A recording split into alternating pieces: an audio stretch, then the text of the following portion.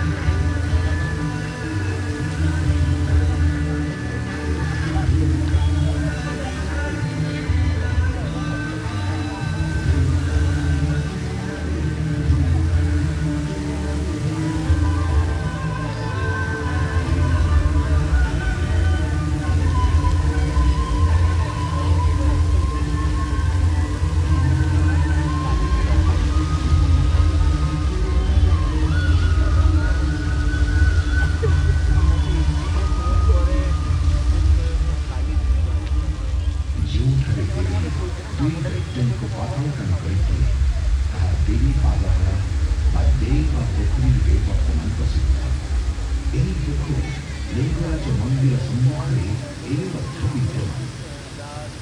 विद्यमान पुष्करिणी सहस्र लिंग पुष्करिणी कहुए लिंग गुड़िक पुष्करिणी चतुर्पार्श्वे क्षुद्र मंदिर गुड़िक अवस्थापित होती जहाँकि द्वादश और त्रयोदश शताब्दी निर्मित दत्त को पथ करने जितेबले क्रांत पार्वती विश्राम नेवाक बसिले भगवान शिव पार्श्वे आविर्भूत हो निजर शक्तिशाली त्रिशूल भूमि युद्ध कले से सृष्टि है एक पवित्र जलर फुआरा जहाँ पार्वती तृषा निवारण करने सहित संस्थान कर धीरे धीरे ये पवित्र जल एक पुष्करिणी आकार धारण कला जहाँकि बिंदुसागर नाम विख्यात था।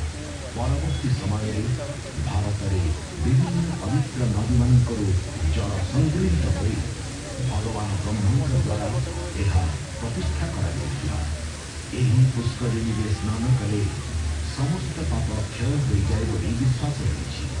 बहु लोग एखाने तीर तर्पण कर चतुर्थ पुरुष मान पिंडदान कर दक्ष 400 मीटर और प्रस्थ 200 मीटर बिंदुसागर लिंगराज मंदिर प्रतिटी रीतिनीति सहित अंगांगी